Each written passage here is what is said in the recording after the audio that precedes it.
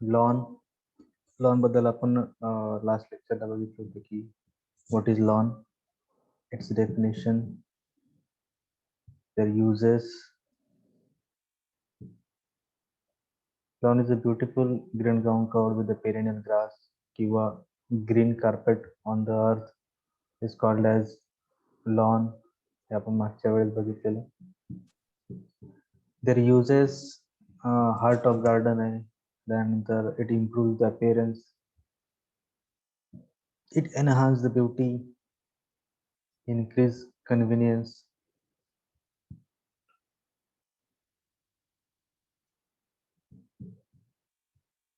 Also it provides setting for flower bed, border, shrubberies यांना set करण्यासाठी सुद्धा लॉनचा वापर केला जातो.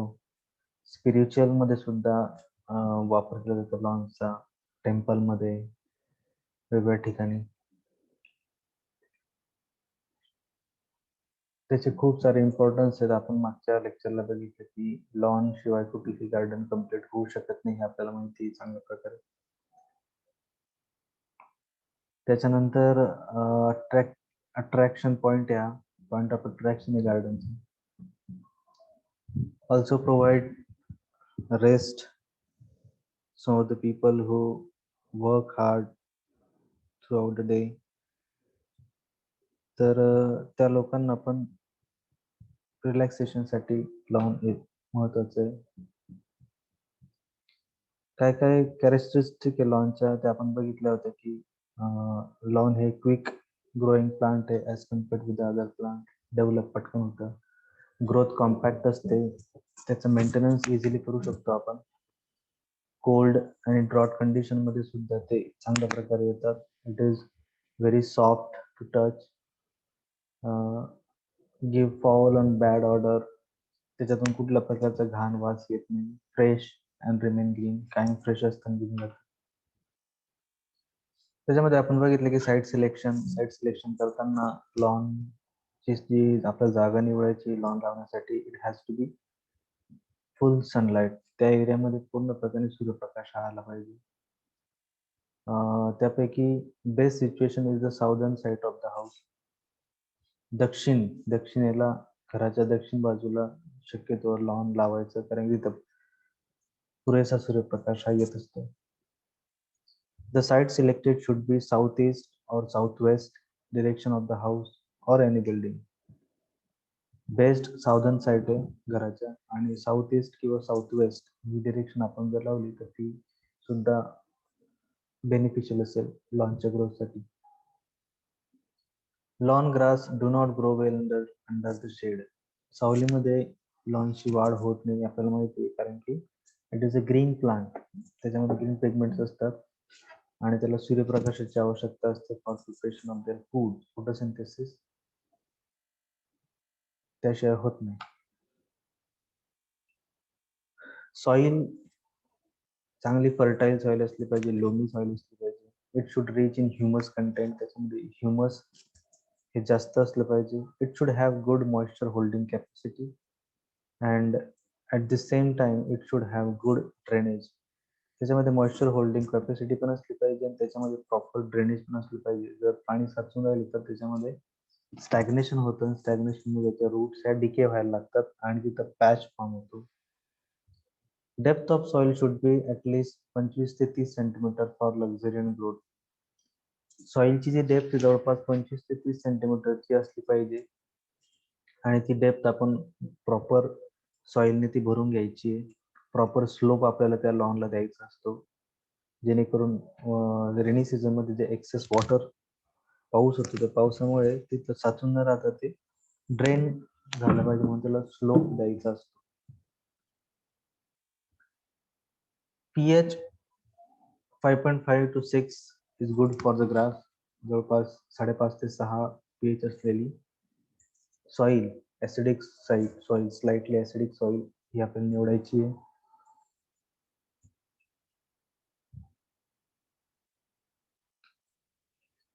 ड्रेनेज सिलेक्टेड साइड मध्ये प्रॉपर ड्रेनेज असलं पाहिजे. असं मला आधी सांगितलं की जर प्रॉपर ड्रेनेज नसेल, स्लोप नसेल, तर तिथं वॉटर स्टॅग्नेशन होतं आणि त्याने करून प्लांटची ग्रोथ प्रॉपरली होत नाही आणि त्याचा रूट झोन डेव्हलप होत नाही. तर प्रॉपर ड्रेनेज हे आपल्याला असलं पाहिजे. Clayey soils drainage pipes or by putting a layer of bricks and rubbish 19 centimeter below the surface.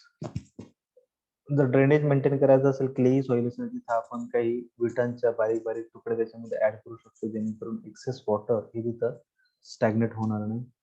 सरफेसच्या खाली पाण्या जिथे लॉन लावतोय आपण त्या मातीच्या सरफेस मध्ये बिलो सरफेस. आणि ऑर्डिनरी ड्रेनेज काढायचं असेल तर आपल्याला लॉनच्या प्लांटिंगच्या आधी प्रॉपर लेवलिंग करून घ्यायची असते लँडची, जेणेकरून त्याला एक स्लोप द्यायचा असतो, नॅचरल स्लोप, जेणेकरून एक्सेस वॉटर हे रिमूव्ह होऊन जाईल. Rough surface levelling by eye estimation prior to digging. Rough surface levelling म्हणजे काय, जे तुम्हाला लेवलरचा वापर न करता फक्त डोळ्यांनी आपल्याला बघायचं की स्लोप आपण इकडं द्यायचा आहे, डाव्या साईडला किंवा उजव्या साईडला किंवा कुठल्या साईडला, तिथं नॅचरली स्लोप आहे त्या लँडला, त्याला आपण म्हणतो rough surface levelling. Shifting and filling of soil done if necessary. तिथं कुठं पॅच असेल, खड्डा असेल, तिथं माती भरून काढायची ड्रेनेज करताना. तशा प्रकारे आपल्याला ड्रेनेज हे करायचं असतं.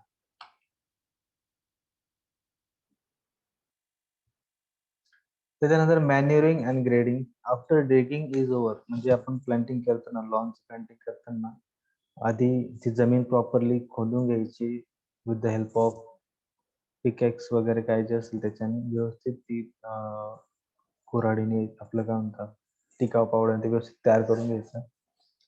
त्याच्यानंतर if soil is already fertile don't apply organic manure weed seeds.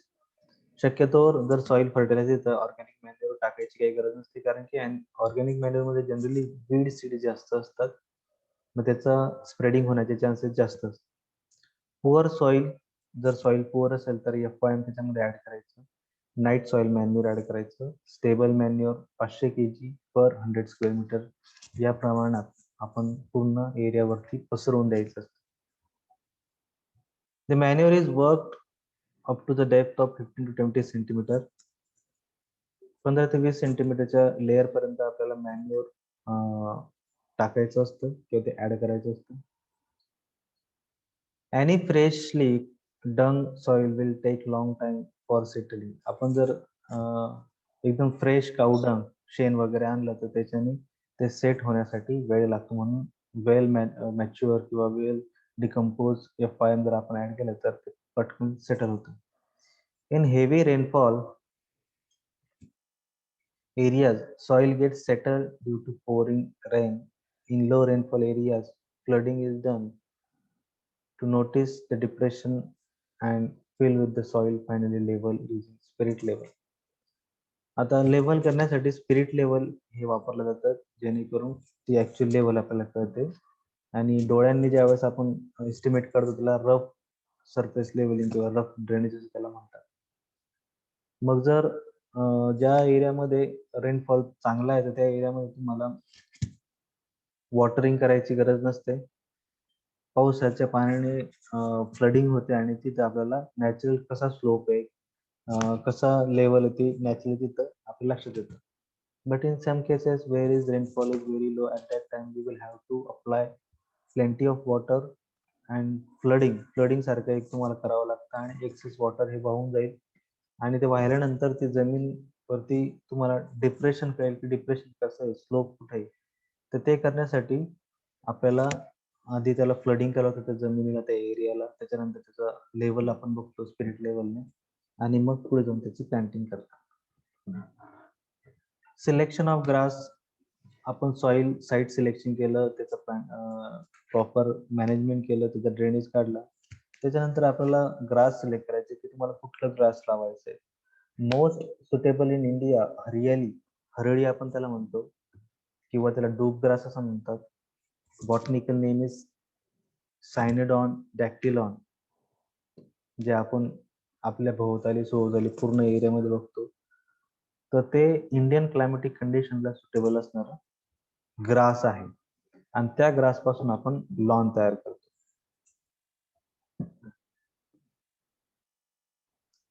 Next आहे बर्म्युडा ग्रास. जसं तुम्हाला बघायला मिळेल की बर्म्युडा ग्रास कसा असतो, seeded and hybrid species, Cynodon species, तर याला बर्म्युडा ग्रास म्हणतात. Bermuda grass is a warm season grass well adapted to warm regions. जिथं उष्ण कटिबंध एरिया आहे त्या एरियामध्ये बर्म्युडा ग्रास हे ग्रो केलं जातं. Does best in full sun and high temperature. जिथं पूर्णपणे सूर्यप्रकाश आहे, टेम्परेचर जास्त आहे, त्या कंडिशन्स मध्ये हे ग्रास चांगलं सर्वाईव्ह होतं. During extended low temperatures will turn brown. जर टेम्परेचर कमी झालं तर याची ग्रोथ नाही होत आणि त्याचे जे पानं हिरव्या होण्याची ऐवजी ब्राऊन व्हायला लागतात. Bermuda grass is well adaptable, very water efficient, has few pest problem. त्याच्यामध्ये कमीत कमी पेस्टचा प्रॉब्लेम असतो. Both seeded and hybrid varieties are durable, withstand heavy use during spring, summer and early autumn months when they are actively growing. पूर्ण कुठल्याही climatic condition मध्ये आपण त्याला लावू शकतो. स्प्रिंग असेल, समर असेल किंवा अर्ली ऑटम असेल. त्याचं सीड दोन प्रकारचे असतात, एक हायब्रिड असतं आणि काही त्याचे स्टम्प्स असतात सीडेड असतात. ते दोघे आपण लावू शकतो.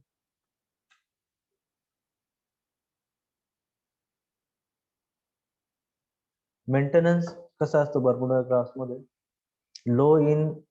लो टू हाय मेंटेनन्स, कमी कमी प्रकारचा मेंटेनन्स असतो. Seeded Bermuda grass require only moderate nitrogen and infrequent watering. त्याला मॉडरेट प्रकारचा नायट्रोजन हवा असतो फॉर त्याचं ग्रीनरी मेंटेन ठेवण्यासाठी, आणि इनफ्रिक्वेंट वॉटरिंग, त्याला रेग्युलर फ्रिक्वेंटली वॉटरिंगची आवश्यकता नसते.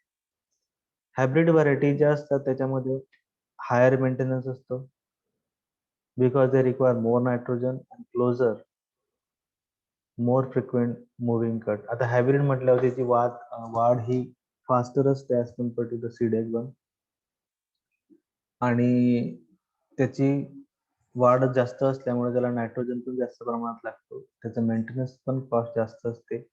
त्याला फ्रिक्वेंटली तुम्हाला कट करावं लागतं कारण की ग्रोथ फास्ट असल्यामुळे. Regular edging will keep hybrids content.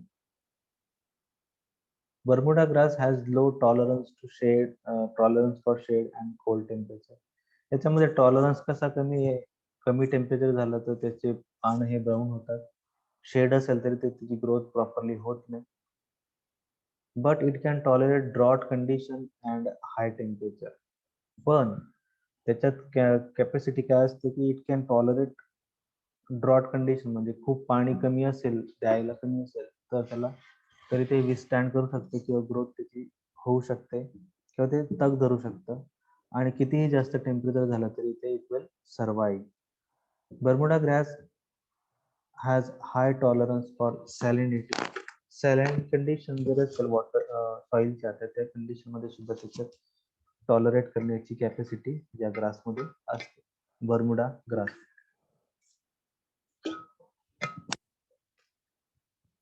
बर्मुडामध्ये आपण दोन बघितले, एक सीडेड व्हरायटी असते, हायब्रिड व्हरायटी असते. Planting and management tips for Bermuda grass. कुठल्या कसं प्लांटिंग करायचं आहे ते दिलेलं Bermuda grass. Mow short to produce neat restraint turf. Mow frequently during warm.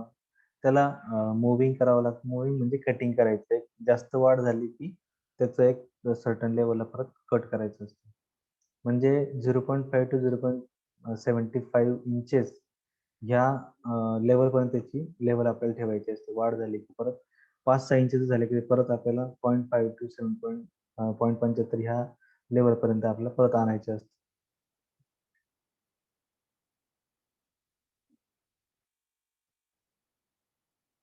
त्याच्यानंतर नेक्स्ट आहे सेंट ऑगोस्टिन ग्रास, किंवा त्याला म्हणतात बफेलो ग्रास किंवा सेंटीपेड ग्रास. हे आपण बघतो आपल्या आजूबाजूला हे ग्रास असतात. हा याचा मेंटेनन्स फार कमी असतो. ब्रॉड पानं असतात, जाड असतात, रफ टेक्स्चर असतं ऍज कम्पेअर्ड विथ द सिंडा. हरेळशी तुलना केली ते टेक्स्चर हे रफ असतं. त्याला बफेलो ग्रास पण म्हणतात, सेंट ऑगस्टिन म्हणतात. त्याच्यानंतर केंचुकी ब्ल्यू ग्रास, हे अशा प्रकारे दिसतं Kentucky blue grass. Smooth meadow grass और कॉमन मिडो ग्रास जे आपण डोंगराळ प्रदेशामध्ये बघतो त्याला म्हणतात केंचुकी ब्ल्यू ग्रास. त्याच्यानंतर it is perennial species of grass native to Europe, Asia, North America, Africa. Africa, Europe, Asia, North America इथे ते नेटिव्ह आहे आणि हे पेरिनियल नेचर मध्ये म्हणजे काय, वन्स यू प्लांटेड तुम्हाला परत लावण्याची गरज नाही होत की ते परत डॅमेज होते. Perennial nature. केंचुकी ब्ल्यू ग्रासचं बॉटनिकल नेम आहे Poa pratensis. Poa pratensis form a valuable pasture plant. Characteristics of well drain fertile. Pasture म्हणजे जी आपण पुरण म्हणतो, आपण पुरणासाठी जी जमीन आहे त्या जमिनीमध्ये या लॉनची प्लांटिंग केली जाते जेणेकरून गाई म्हशी वगैरे त्यांना खाण्यासाठी आपण देऊ शकतो. It is use for making lawns in parks and gardens and it is common in cool moist climate. जसं आपण बघितलं की बर्मुडा ग्लास असेल किंवा सिंडॉन डॅक्टिलॉन ग्रास असेल किंवा हरळी असेल ते वॉर्म सीझन मध्ये ग्रोथ केले जातात. तशाच प्रकारे हे केंचुकी ब्ल्यू ग्रास जे ते जनरली कूल आणि मॉइस्ट क्लायमेटिक कंडिशन मध्ये चांगल्या प्रकारे ग्रो होतात. ग्रासेसचे जवळपास दोन प्रकार असतात. एक असतात वॉर्म सीझन ग्रासेस आणि कूल सीझन ग्रासेस. म्हणजे ज्या देशांचे टेम्परेचर हे जास्त आहे त्या देशांमध्ये येणारे ग्रासेस वेगळे आहेत आणि ज्या देशांचे टेम्परेचर हे कूल आहेत म्हणजे जसं फॉरेन कंट्रीज मध्ये टेम्परेट झोन आहे त्या एरियामध्ये येणारे ग्रासेस हे वेगळे असतात. त्याच्या स्पेसिस वेगवेगळे असतात.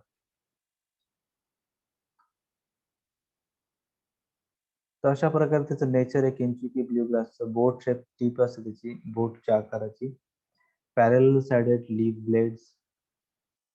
ओव्हरऑल प्लांट स्ट्रक्चर असं ते ग्रोथ झाल्यानंतर, फुल ग्रोथ झाल्यानंतर ते प्लांट असं दिसतं. त्याचे कशा प्रकारे कव्हर करतं हे तिथं तुम्हाला दिसतं. अशा प्रकारे ते कव्हर करतं प्लांट आणि ओव्हरऑल ग्रोथ झाल्यानंतर ते असं दिसतं. हा त्याचा लीफचा टीप आहे की ते लीफ असं दिसतं बोटच्या आकाराचं.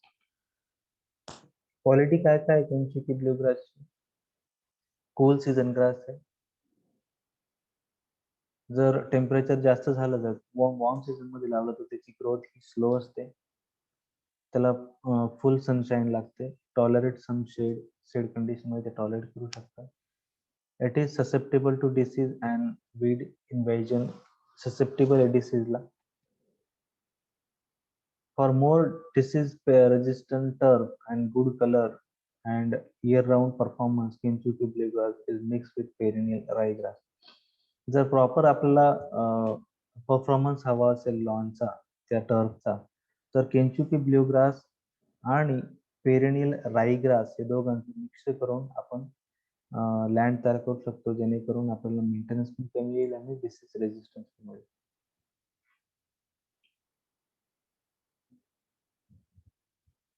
मेंटेनन्स कसा आहे केंचुकी ब्ल्यू ग्रासचा? Moderate to high, tolerate cold winters, moderately drought tolerant.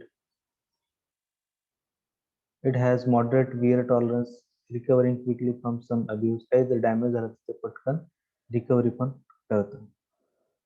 त्याच्यानंतर हे अॅन्युअल राई ग्रास जे आपण आधी बघितलं त्या प्रकारचं हे राई ग्रास आहे.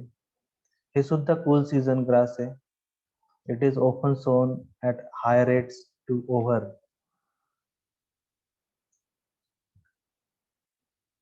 Seed warm overseed warm season turf grasses for fall, winter, and early spring color, or to provide temporary cover for soil stabilization.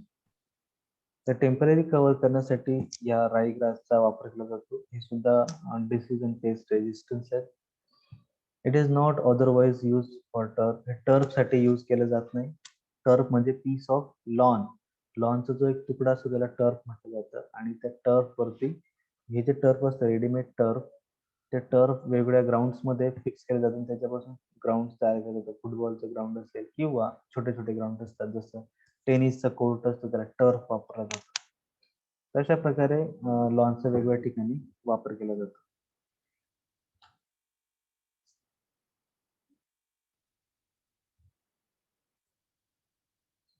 त्याच्यानंतर नेक्स्ट स्पेसिस आहे झोएसिया स्पेसिस. हे वॉर्म सीझन ग्रास आहे. Adapted to warm climatic climates, slow to become established zoysia species. Establish होण्यासाठी याला वेळ लागतो. Warm season grass आहे. याच्यामध्ये thick turf, prickly to touch. Generally याचा जो सरफेस असतो तो फार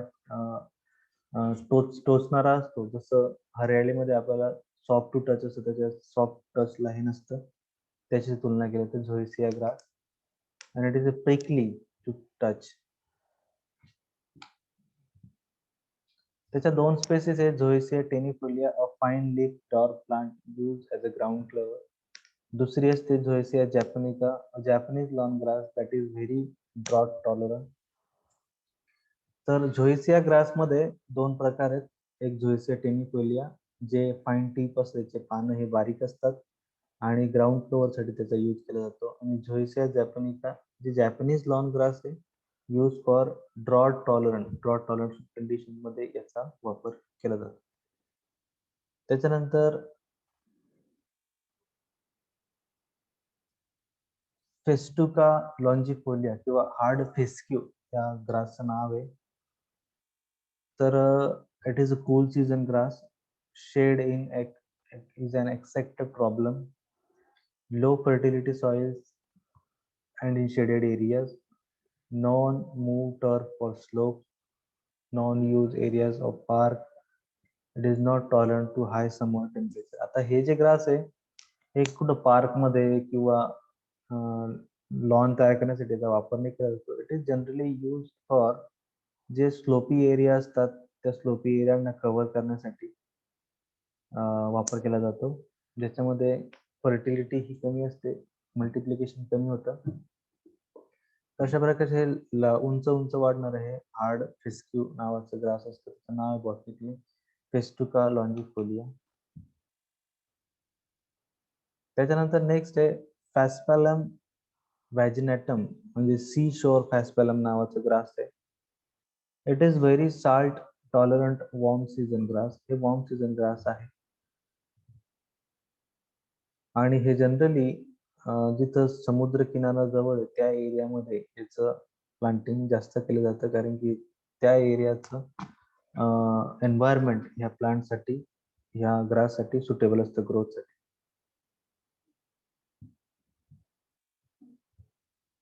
बफेलो ग्रास, त्याला बुचोली डॅक्टिलॉइड्स असं म्हटलं जातं. It is a warm season grass, most drought resistant grasses, relatively low turf quality, low shade tolerance, relatively high seed and sod cost.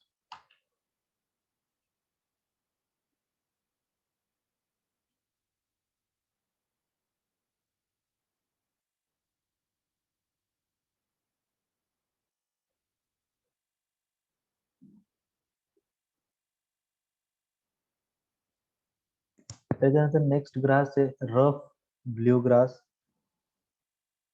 त्याला पोआ ट्रॅव्हलिस म्हणतात. It is also wet cool and shady area grass, cool season grass असं आपण त्याला म्हणू शकतो.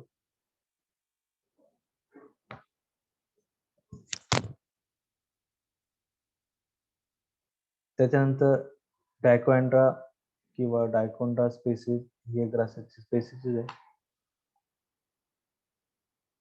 Red fescue Festuca rubra, this is also one more grasses. It is cool season grass. Then creeping bend grass, Agrostis stolonifera. तुम्हाला मी एक ग्रासची list दाखवतो की कुठल्या प्रकारचे लिस्ट असतात. दिसतंय तुम्हाला? हॅलो,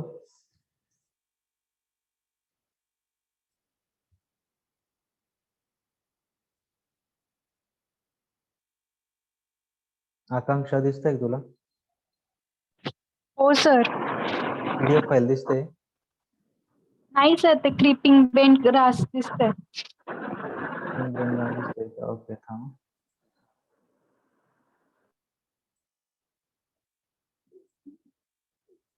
आता दिसतंय का?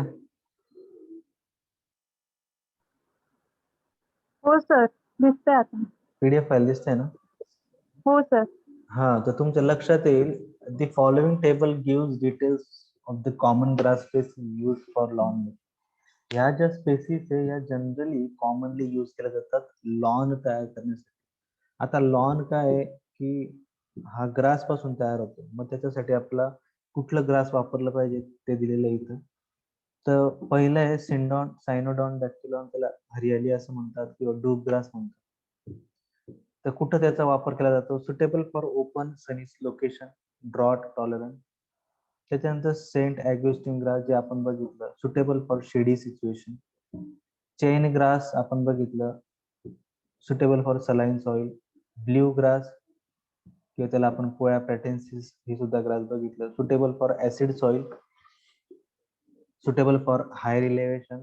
नंतर किकियू ग्रास, नंतर जापान ग्रास, त्याला जोएसिया जापानी ग्रास म्हणतो, जापानी ग्रास. त्याच्यानंतर जोएसिया मॅन्ट्रिला, त्याला मनिला ग्रास असं म्हणतात. जोएसिया टेनिफोलिया जे आपण बघितले की जापानी ग्रास दोन प्रकार. तर जोएसिया टेनिफोलिया त्याला कोरियन ग्रास किंवा वेल्वेट ग्रास किंवा कार्पेट ग्रास असं नाव आहे. तर suitable for open Sunny situation साठी. आणि सायनोडॉन स्पेसिस त्याला बर्मुडा असं म्हणतात, तर suitable for open Sunny situation. तर अशा प्रकारे 12 स्पेसिस आहेत ग्रासेसच्या जनरली कॉमनली यूज केले जातात. Dwarf Bermuda, fescue grass, paspalum grass हे ग्रासेसचे नाव आहे. त्याच्यानंतर क्लायमॅटिक रिक्वायरमेंट नुसार दोन जो ग्रास पडतात, मी तुम्हाला सांगितले की कूल सीझन ग्रास आणि वॉर्म सीझन ग्रास. तर कूल सीझन मध्ये जवळपास 12 ग्रासेस आहेत. Alkali grass, annual blue grass, Canada blue grass, chewing fescue, creeping bent grass, colonial bent grass, crested wheat grass, rye grass, Kentucky blue grass, red top, timothy आणि velvet bent grass. तर हे जे 12 grass असतात हे 12 grasses भारतामध्ये use केले जात नाही, कारण की ते कूल सीझन ग्रास. आपण वॉर्म सीझन मध्ये मोडले जातो. मग वॉर्म सीझन कुठले कुठले?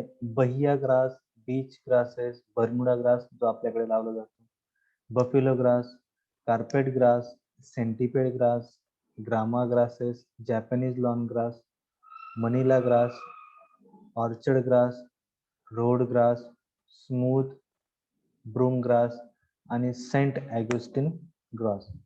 तर इथं हे इमेजेस दिलेत बघा. बर्मुडा ग्रास हे भारतामध्ये लावले जाते, सेंटिपेड, सेंट ॲग्युस्टिन, जोएसिया, बहिया. तर हे ग्रास आपल्याकडे लावले जाते. आणि बाकीचे जे आहेत ते कूल सीझन ग्रास मध्ये मोडले जातात. आलं लक्षात? तर ही लिस्ट आहे वॉर्म सीझन ग्रासेसची आणि हे कूल सीझन ग्रासेसची. तुम्हाला परीक्षामध्ये विचारलं जाऊ शकतं की सेंट ऑगस्टिनचं बॉटनिकल नेम काय आहे, ब्ल्यू ग्रासचं बॉटनिकल नेम काय आहे, त्याचं लोकेशन कुठं आहे किंवा ते कुठं सुटेबल असतं, किंवा त्यांचं टेक्स्चर काय हे पण तुम्हाला विचारलं जाऊ शकतं. भारतामध्ये ग्रो केल्या जाणाऱ्या ग्रासेसचे नाव सांगा असं तुम्हाला विचारलं जाऊ शकतं.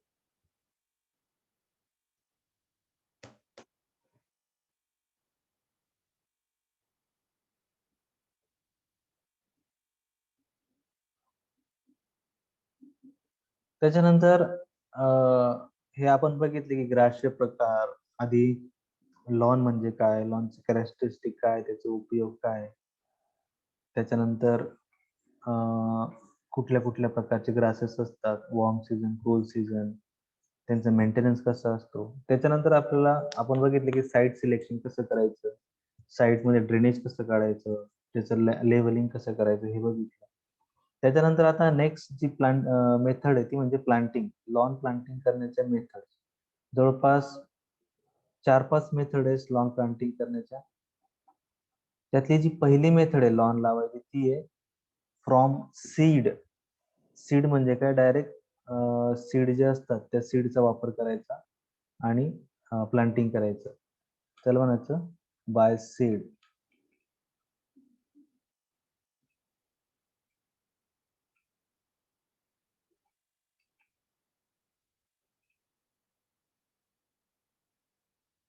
The seeds will germinate within 3 to 5 weeks. 3 ते 5 वीक मध्ये सीड हे जर्मिनेट होतात.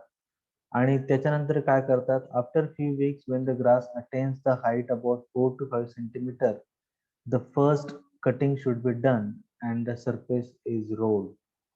4 ते 5 सेंटीमीटरचं झालं 3 ते 5 आठवड्यामध्ये की त्याला परत कट करायचं आणि त्याच्यावरती रोलर फिरवायचं जेणेकरून त्याची ग्रोथ होईल properly. The grass on the lawn should never be allowed to grow more than 5 centimetre. आणि सीडने आपण जे प्लांटिंग केलेलं लॉन असतं ते डायरेक्टली 5 सेंटीमीटरच्या वरती ग्रो होऊ द्यायचं नसतं.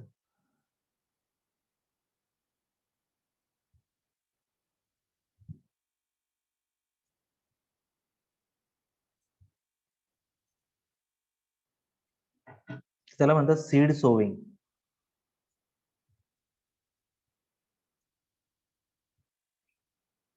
तर अशा प्रकारचं बारीक सीड असतं. तुम्हाला ह्या इमेजेस मध्ये दिसत असेल की ह्या प्रकारचं सीड असतं. दिसतंय का प्रत्येकाला? आकांक्षा, हो सर. पीपीटी मध्ये दिसतंय ना? तर असं बारीक असं सीड असतं गव्हात तांदळासारखं बघा. आणि ते सीड आपण असं जमिनीवरती लँड तयार केल्यानंतर असं पसरून टाकू शकतो किंवा ज्या ठिकाणी पॅचेस आहेत त्या पॅचेस मध्ये असं लावू शकतो. आणि ते ग्रो झाल्यानंतर 3 ते 5 आठवड्यामध्ये चांगल्या प्रकारे लॉन एस्टॅब्लिश होतं आणि त्याची ग्रोथ झाली 5 सेंटीमीटरची तर त्याला परत कट करायचं.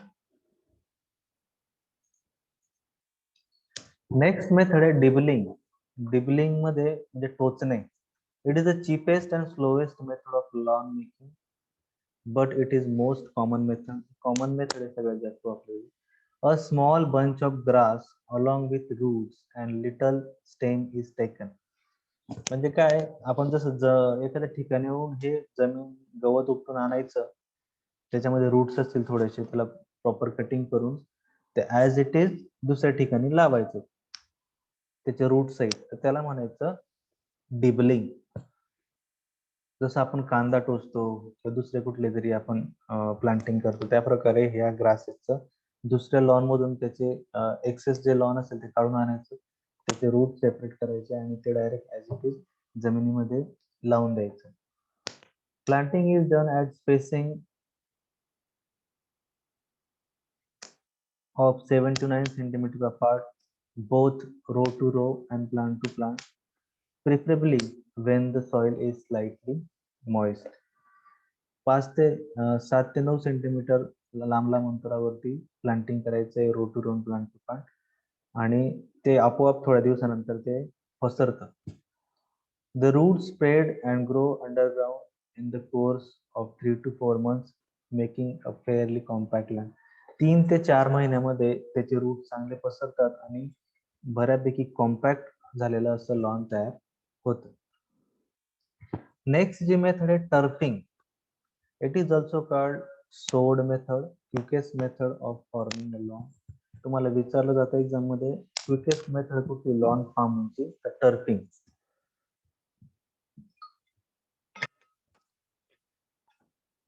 पहिली मेथड बघितली आपण सीडने, दुसरी बघितली आपण डिबलिंग, तिसरी बघितली turfing. Small piece of well prepared lawn or turf are cut into square or rectangular shape preferably. Turf म्हणजे जमिनीवरती एस्टॅब्लिश झालेला लॉन असतो त्याला कट करायचं आणि तो तुकडा चौकोनी किंवा कुठल्याही आकाराचा तो दुसऱ्या ठिकाणी लावायचा, त्याला म्हणायचं turf. Turf is piece of earth with compact grass on it. Selected small piece of grass should be cut uniformly thick, selected from a place free from weeds and grasses along with the soil are placed on prepared ground side by side. असे जे तुकडे असतात लॉनचे छोटे छोटे ते चांगल्या level केलेल्या land वरती असे एकाला जोडून जोडून लावायचं आणि हे पटकन तुम्हाला over the night lawn establish करायचं असेल तर ही मेथड वापरली जाते.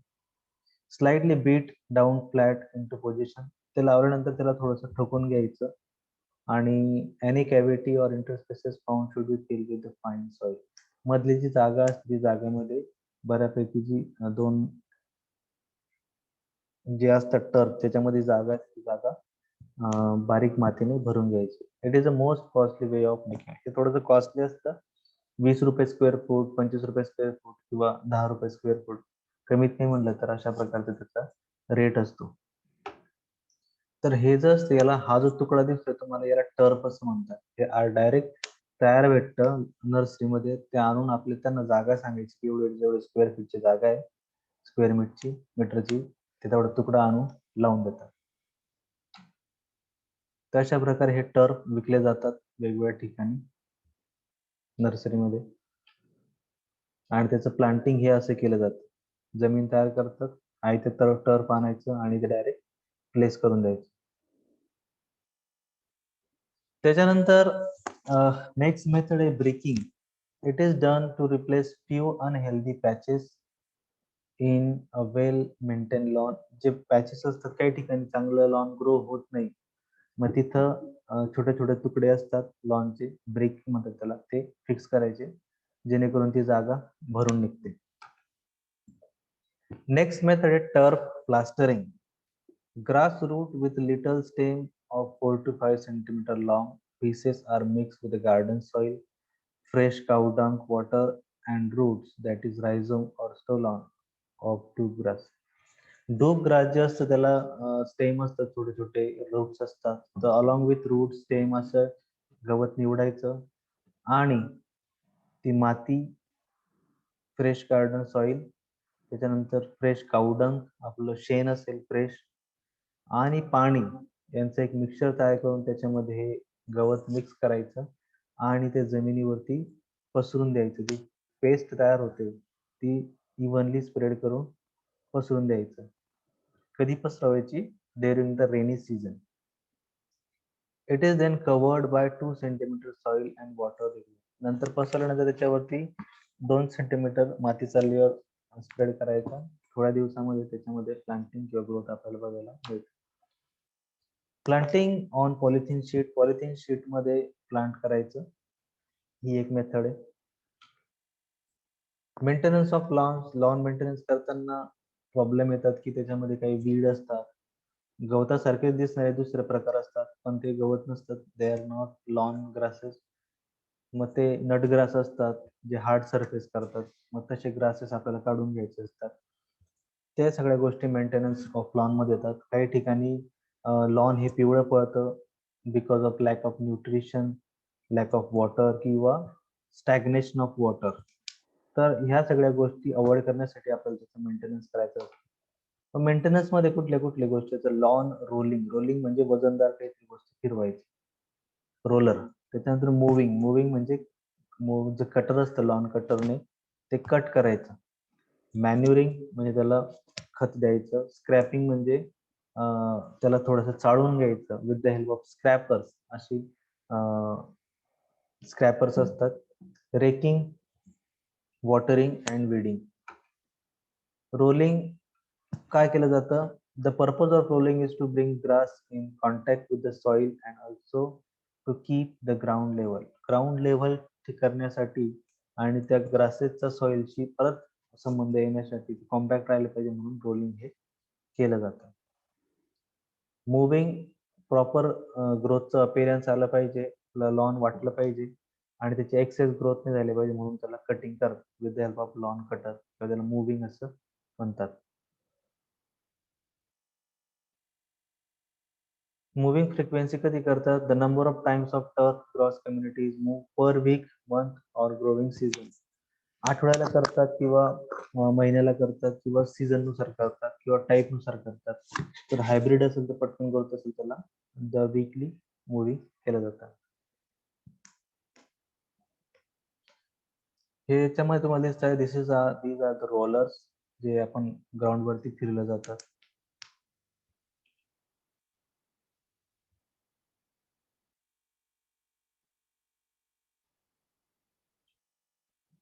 हे लॉन मूव्हर आहे, इलेक्ट्रिकल लॉन मूव्हर.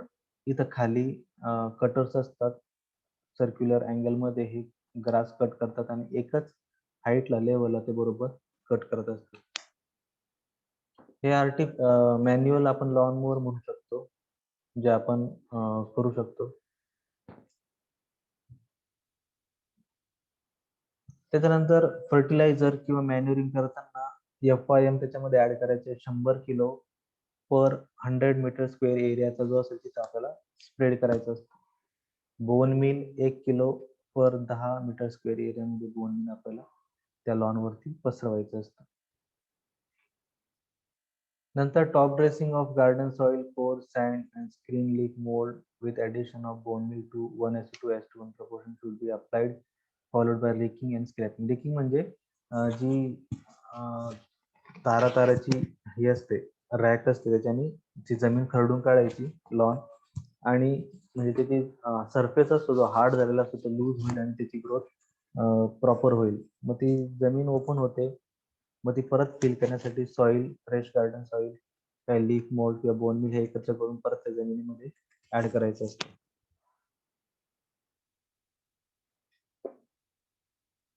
वॉटरिंग जशी गरज आहे त्याप्रमाणे तुला वॉटरिंग करायचं. फ्रिक्वेंटली वॉटरिंग, काही स्पेस मध्ये फ्रिक्वेंटली वॉटरिंगची गरज नसते, काही स्पेस मध्ये फ्रिक्वेंटली वॉटरिंगची गरज असते.